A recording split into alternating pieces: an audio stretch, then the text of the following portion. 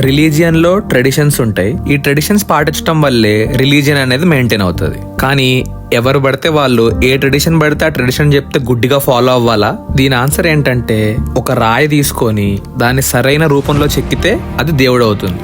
అంటే దేవుడు రాయిలో దాగున్నాడు, రాయే దేవుడు కాదు. అలాగే రిలీజియన్ అనేది ట్రెడిషన్ లో దాగుంది, ట్రెడిషన్స్ అన్ని రిలీజియన్ కాదు. సో రాయిని శిల్పం చేయడానికి అనవసరమైన పాటలన్నీ తీసేసి కట్ చేసి ఇరగొట్టి దాన్ని దేవుడి బొమ్మగా మారుస్తాం. Same thing with the religion. దీంట్లో ఏ ట్రెడిషన్స్ ధర్మానికి దగ్గరగా ఉన్నాయో, ఏ ట్రెడిషన్స్ రైటో అవి పక్కన పెట్టుకొని ఫాలో అవుతూ మిగతావన్నీ పక్కన పెట్టేయాలి. కానీ చాలా మంది పెద్దవాళ్ళు చెప్పారు చెయ్యాలి, ఎప్పటి నుంచో వింటూ వచ్చాం కాబట్టి చెయ్యాలి అని చెప్పి గుడ్డిగా ఫాలో అవుతారు. కానీ ఎవరైతే ఒక ట్రెడిషన్ ని గుడ్డిగా ఫాలో అవుతారో, లేదా అది కరెక్ట్ కాదని తెలిసినా చాలా రోజులు ఉంది కదా అని చెప్పి దాన్ని మార్చకుండా ఫాలో అవుతారో, వాళ్ళకి అసలు రిలీజియన్ అంటే ఏంటో అర్థం కాకుండానే ఉండిపోతారు.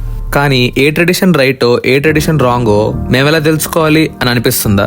దానికి ఫస్ట్ స్టెప్ నాలెడ్జ్. మన దగ్గర ఏమేం ట్రెడిషన్స్ ఉన్నాయి, ఈ రిలీజియన్ లో అసలు ఏమేం ట్రెడిషన్స్ ఉన్నాయని తెలుసుకోవటం నాలెడ్జ్. ఈ నాలెడ్జ్ త్రూ కొంచెం ఎక్స్పీరియన్స్ తర్వాత you get wisdom. This is step 2. ఆ విజ్డమ్ వాడి మన పెద్దవాళ్ళు చెప్తూ వచ్చారు, ఎందుకు చెప్పారో నాకు అర్థమైంది, ఇది కరెక్టే అనిపిస్తే మీరు ఫాలో అవుతారు, రిలీజియన్ కి దగ్గరగా ఉంటారు. కానీ ఈ ట్రెడిషన్ నాకు నచ్చట్లేదు, చాలా రోజుల నుంచి వస్తుంది, మన పెద్దవాళ్ళు కూడా చెప్పారు కానీ కరెక్ట్ అనిపించట్లేదు ఆర్ అన్యాయం అనిపిస్తుంది అని మీకు అనిపిస్తే మీరు ఫాలో అవ్వరు. So the whole thing depends on knowledge, wisdom and your conscience.